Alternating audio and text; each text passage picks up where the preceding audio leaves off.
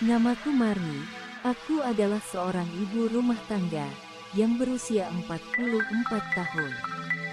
Suamiku namanya Pras, usia 47 tahun, seorang pegawai pemerintahan di kota Bandung. Suamiku memiliki perawakan yang tinggi dan kekar. Penampilanku sendiri, walaupun sudah berumur, tapi sangat terawat karena aku rajin ke salon, fitness, dan yoga.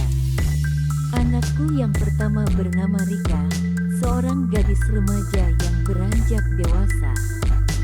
Dia baru saja masuk ke universitas favorit di kota Bandung. Yang kedua namanya Rangga, ia masih sekolah SMA kelas 2.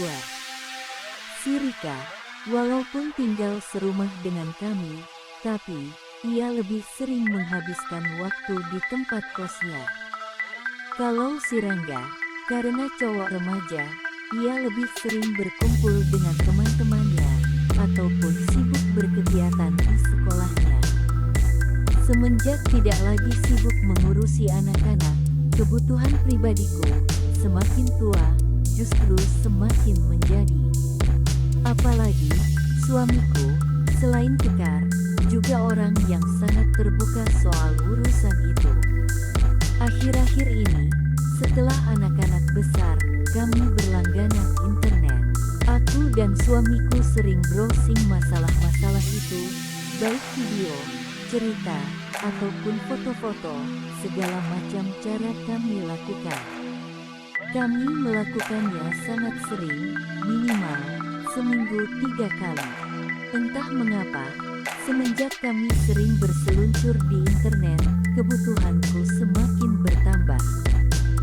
Sebagai pejabat, suamiku sering tidak ada di rumah, tapi kalau pas di rumah, kami langsung menghabiskan waktu berdua. Sudah lama kami memutuskan untuk tidak punya momongan lagi. Tapi, aku sangat takut untuk pasang alat khusus. Dulu, aku pernah mencoba suntik dan pil, tapi sekarang, kami lebih sering pakai sebuah sistem pengamanan, atau lebih seringnya, suamiku meletakkan hasil kerja itu di luar ruangan. Pokoknya, kami sangat hati-hati, agar Rangga tidak punya adik lagi. Sebagai wanita berumur, aku sadar, kalau diriku masih tetap sanggup membuat para pria terkesima. Apalagi, aku termasuk ibu-ibu yang suka pakai kaos yang agak ngepas. Suamiku termasuk seorang pejabat yang baik, dia ramah pada setiap orang. Di kampung, dia termasuk aparat yang disukai oleh para tetangga. Apalagi suamiku, juga banyak bergaul dengan anak-anak muda kampung. Kalau pas di rumah, suamiku sering mengajak anak-anak muda untuk bermain dan bercakap-cakap di teras rumah. Semenjak setahun yang lalu, di halaman depan rumah kami, dibangun semacam gazebo untuk nongkrong para tetangga. Setelah membeli televisi baru, televisi lama kami taruh di gazebo itu. Sehingga, para tetangga betah nongkrong di situ. Yang jelas, banyak bapak-bapak yang curi-curi pandang ke arahku, kalau pas aku bersih-bersih halaman, atau ikutan nimbrung sebentar di tempat itu. Selain bapak-bapak, ada juga pemuda dan remaja yang sering bermain di rumah. Salah satunya, karena gazebo itu juga dipergunakan sebagai perpustakaan untuk warga. Salah satu anak kampung yang paling sering main ke rumah adalah Tono, yang masih SMP kelas 2. Dia anak tetangga kami, yang berjarak 3 rumah dari tempat kami. Anaknya baik, dan ringan tangan, untuk membantu. Dia sangat akrab dengan suamiku, bahkan, ia sering membantu suamiku, kalau lagi bersih-bersih rumah, atau membelikan kami sesuatu di warung. Sejak masih anak-anak, Tono dekat dengan anak-anak kami. Mereka sering main karambol bareng di gazebo. Bahkan kadang-kadang, Tono menginap di situ, karena kalau malam, gazebo itu diberi penutup oleh suamiku, sehingga tidak terasa dingin. Pada suatu malam, aku dan suamiku sedang di kamar kami. Semenjak sering melihat sinetron di internet, aku jadi keterusan melakukan dengan suamiku. Padahal dulu, waktu masih awal nikah, aku banyak menolak kalau diajak. Entah kenapa, sekarang, di usia yang sudah lebih 40 tahun, aku justru keterusan. Kalau pas tidak ada suamiku, aku selalu membawa buah-buahan, seperti pisang, kalau nonton sinetron itu. Malam itu pun, aku dengan antusias memberi perhatian khusus pada suamiku. Malam itu, kami lupa kalau Tono tidur di gazebo depan. Seperti biasa, aku berisik pada waktu suamiku menyenangkan hatiku. Suamiku sangat tabah. Malam itu, aku sudah berkali-kali sampai pada tujuanku, sementara suamiku masih tetap terjaga. Tiba-tiba, kami terkaget ketika kami mendengar suara berisik di jendela. Segera suami menghentikan perjalanan dan membuka jendela. Di luar, nampak Tono dengan wajah kaget dan pucat pasi, ketahuan mengawasi kami. Suamiku nampak marah dan melonggokkan badannya keluar jendela. Tono yang kaget dan ketakutan meloncat ke belakang. Saking kagetnya, kakinya terantuk selokan kecil di teras rumah. Tono terjerembab dan terjungkal ke belakang. Suamiku tak jadi marah, tapi dia kesal juga. "Walah Ton, kamu itu ngapain?" bentaknya. Tono ketakutan setengah mati, dia sangat menghormati kami. Suamiku yang tadinya kesal pun tak jadi memarahinya. Tono gelagapan, wajahnya meringis menahan sakit, yang sepertinya terantuk sesuatu di halaman. Aku tadinya juga sangat malu dilihat anak ingusan itu. Tapi, aku juga menyayangi Tono, bahkan seperti saudara sendiri. Aku juga sadar, sebenarnya kami yang salah karena berbagi dengan suara segaduh itu.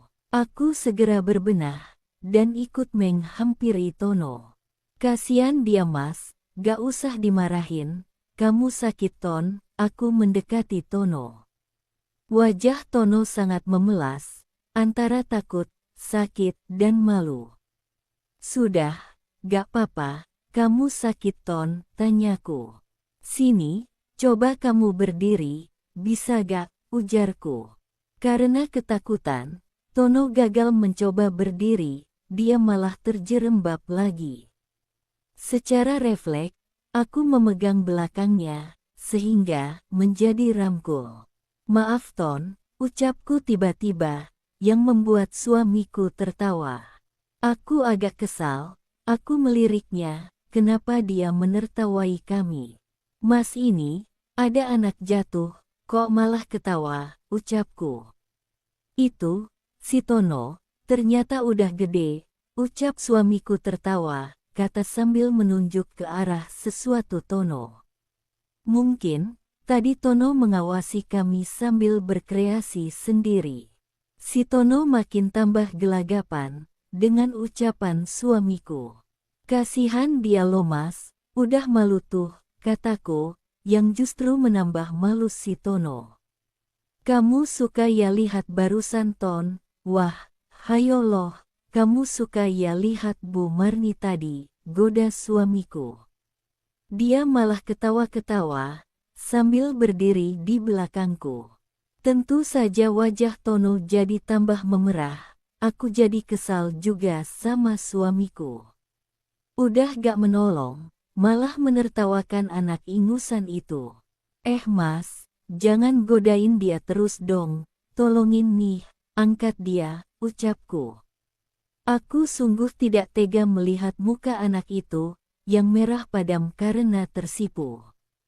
Aku segera berdiri, dan memegangi dua tangannya, untuk menariknya bangkit berdiri. Berat juga si Tono, kutarik, hingga akhirnya dia terangkat juga. Tapi, baru setengah jalan, mungkin, karena dia masih ketakutan, dan aku juga kurang fokus, tiba-tiba, justru aku yang jatuh menimpanya. Aku berusaha untuk menahan agar tidak menimpanya, tapi tanganku malah menekan dan membuatnya jatuh sekali lagi. Bahkan kali ini, aku ikut jatuh terduduk di pangku. Terasa sesuatu yang lewat tanpa permisi. Aku terkaget, dan sesaat, aku bingung apa yang terjadi. Begitu juga dengan Tono, wajahnya nampak sangat ketakutan. Sementara suamiku justru tertawa melihat kami jatuh lagi. Tiba-tiba, aku sadar apa yang lewat itu. Ternyata, itu adalah yang dibawa-bawa oleh Tono. Kali ini, suamiku berhenti tertawa, dan agak mendongak kaget.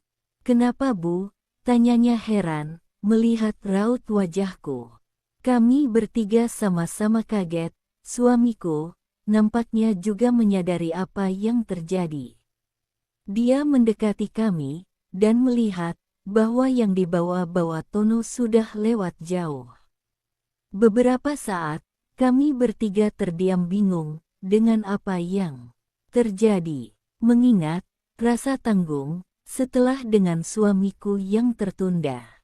Aku mencoba bangkit, tapi entah kenapa, kakiku jadi gemetar dan kembali jatuh. Aku merasakan sesuatu yang biasa kutemui kala sedang bekerja. Tono ikut bersuara, wajahnya memerah. Yang mengherankan, suamiku diam saja, entah karena dia kaget atau apa. Hanya aku lihat, wajahnya ikut memerah, dan mulut yang menganga. Mungkin, ia bingung juga untuk bereaksi dengan situasi aneh ini. Aku diam saja, menahan napas, sambil menguatkan tanganku yang menahan diriku. Sementara Tono, dengan wajah merah padam, menatap mukaku dengan panik. Agak mangkel juga aku lihat mukanya, panik, takut. Agak kasihan juga melihat mukanya, dan juga muncul rasa sayang. Pikirku, kasihan juga anak ini, dia sangat terpengaruh saat mengawasi kami, apalagi yang harus dikhawatirkan karena sudah terlanjur. Aku melirik suamiku, sambil tetap duduk di pangku, sedangkan suamiku tetap diam saja. Agak kesal juga aku lihat respon Mas Pras. Lalu tiba-tiba, pikiran jahil menyelimutiku. Kenapa tidak kuteruskan saja perjalanan itu dengan Tono? Apalagi, kalau lihat mukanya, kasihan lihatnya kalau tidak diteruskan. "Bu, apa yang kau lakukan?" kata suamiku tergagap. Aku diam saja, suamiku melongo sekarang, dengan suasana dan kondisi saat itu. Wajahnya mendekat, melihat mukaku setengah tak percaya. Tono tidak berani melihat suamiku. Dia menatap wajahku keheranan, dan penuh perasaan. "Mas, aku lanjut saja ya perjalanan ini, kasihan si Tono, apalagi, kan sudah terlanjur, toh sama saja," bisikku berani. Aku tak bisa lagi menduga perasaan suamiku. Kecelakaan ini, benar-benar di luar perkiraan kami semua.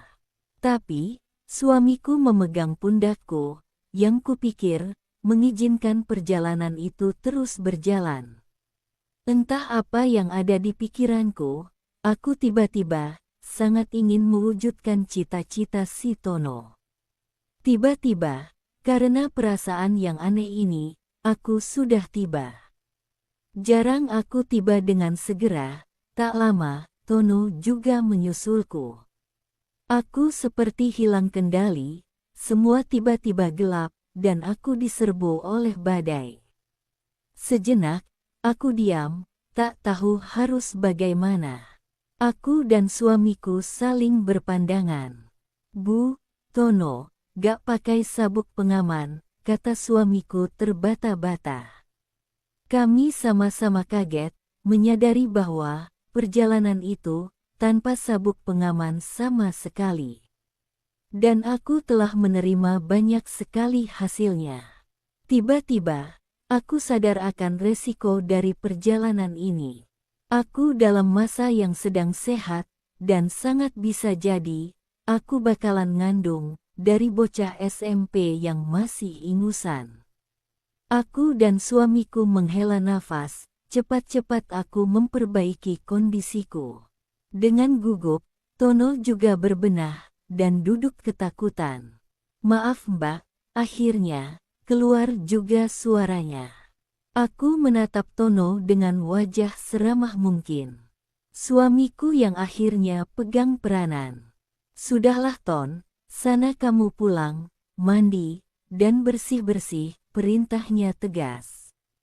Iya Om, maaf ya Om, kata Tono sambil menunduk. Segera dia meluncur pergi lewat halaman samping. Masuk, suamiku melihat ke arahku, dengan suara agak keras. Gemetar juga aku mendengar suamiku, yang biasanya halus dan sopan padaku. Aduh, apa yang akan terjadi?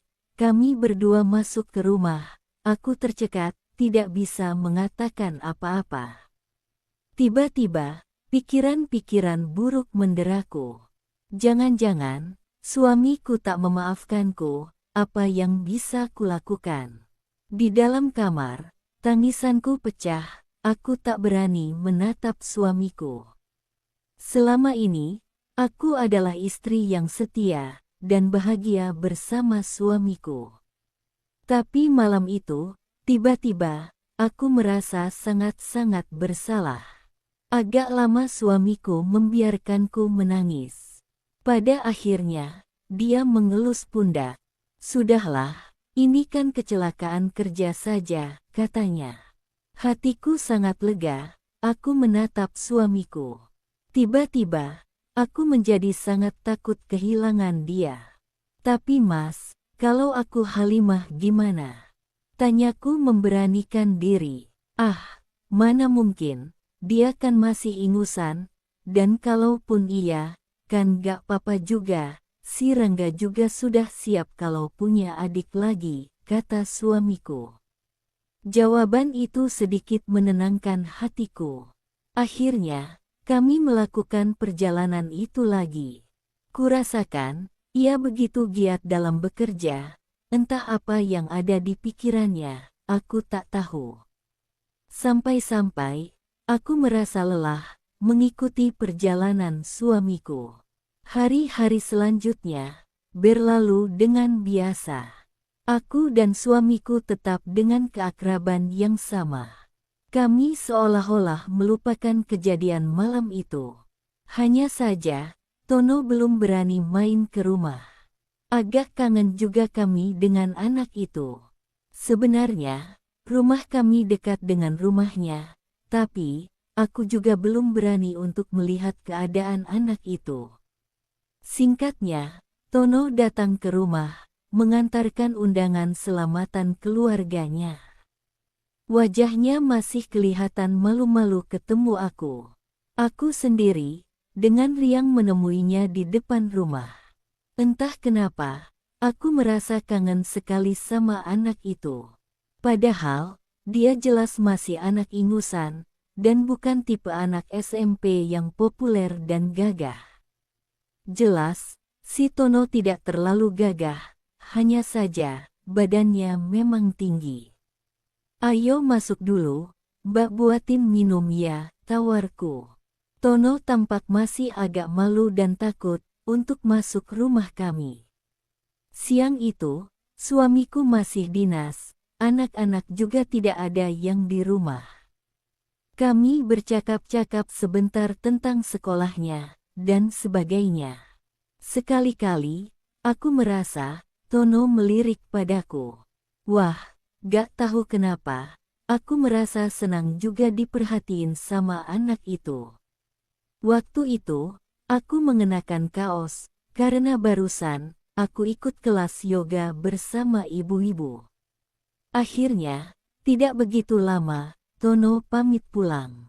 Dia kelihatan lega, sikapku padanya tidak berubah setelah kejadian tempo hari itu. Hingga pada bulan selanjutnya, aku tiba-tiba gelisah.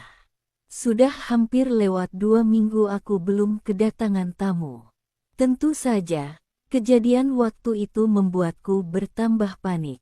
Gimana kalau benar-benar jadi, aku belum berani bilang pada Mas Pras. Untuk melakukan tes saja aku sangat takutnya kalau positif. Hingga pada suatu pagi, aku melakukan tes di sendiri. Dan, tiba-tiba, hatiku seperti mau copot, karena garisnya ada 2. Aku benar-benar kaget dan tak percaya.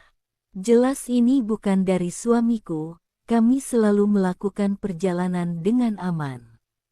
Dan jelas, sesuai dengan waktu kejadian itu, ini adalah dari Tono, si anak SMP yang belum cukup umur.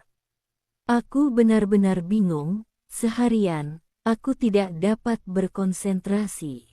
Pikiranku berkecamuk tidak karuan. Bukan saja karena aku tidak siap untuk punya momongan lagi, tapi juga bagaimana reaksi suamiku. Itulah yang paling membuatku bingung. Hari itu, aku belum berani untuk memberi tahu suamiku. 2 hari berikutnya, justru suamiku yang merasakan perbedaan sikapku. "Bu, ada apa? Kok sepertinya kurang sehat?" tanyanya penuh perhatian. Aku tidak bisa mengeluarkan kata-kata, yang kulakukan hanya memberi rangkul erat-erat. "Ada apa sayang?" tanyanya. Aku tidak berani menjawab. Sepertinya, dia menyadari apa yang terjadi. Sambil menatap mataku, dia bertanya. "Benarkah?" tanyanya. Aku mengangguk pelan, sambil menangis. Dia diam saja, lalu dia menjawab singkat. "Besok kita ke Dokter Merlin." Aku mengangguk. Hari selanjutnya, sore-sore, kami berdua menemui Dokter Merlin. Setelah dilakukan tes, dokter cantik itu memberi selamat pada kami berdua. Kami mengucapkan terima kasih atas ucapan itu. Dan sepanjang jalan pulang, kami tidak berkata sepatah kata pun. Setelah itu, suamiku tidak menyinggung masalah itu lagi. Bahkan, dia memberi tahu pada anak-anak kalau mereka akan punya adik baru. Anak-anak ternyata senang juga, karena sudah lama tidak ada anak kecil di rumah. Bagi mereka, adik kecil akan menyemarakkan rumah, yang sekarang sudah tidak lagi ada suara anak kecilnya. Hari-hari selanjutnya berlalu dengan luar biasa. Suamiku bertambah giat setiap malam. Yang jadi masalah adalah, perlukah aku memberitahu si Tono tentang kabar ini? Aku tidak berani bertanya pada suamiku. Dia mendukung saja sudah sangat membahagiakanku. Di luar dugaanku, ternyata, kami sekeluarga sudah siap menyambut anggota baru keluarga kami. Itulah hal yang sangat aku syukuri. Pas bulan puasa, tiba-tiba, suamiku melakukan sesuatu yang mengherankan. Dia mengajak Tono untuk membantu bersih-bersih rumah kami. Tentu saja aku senang, karena suamiku sudah bisa menerima kejadian waktu itu. Aku senang melihat mereka berdua bergotong royong, membersihkan halaman dan bagian dalam rumah. Tono dan Mas Pras nampak sudah bersikap biasa, sebagaimana sebelum kejadian malam itu. Bahkan sesekali, Tono kembali menginap di gazebo kami, karena kami merasa sepi juga tanpa kehadiran anak-anak. Si Rika semakin sibuk dengan urusan kampusnya, sementara si Rangga hanya pada malam hari saja menunjukkan mukanya di rumah. Semenjak itu, suasana di rumah kami menjadi kembali seperti sedia kala. Tetap saja, gazebo depan rumah sering ramai dikunjungi orang. Cuma sekarang, Tono tidak pernah lagi menginap di sana. Mungkin, karena Hampi jadi dia harus banyak belajar di rumah. Tono akhirnya tahu juga kabar ini. Aku tidak tahu, apakah dia sadar kalau ini adalah hasil dari perjalanannya. Yang jelas, Tono menjadi sangat perhatian padaku. Setiap sore, dia ke rumah untuk membantu apa saja.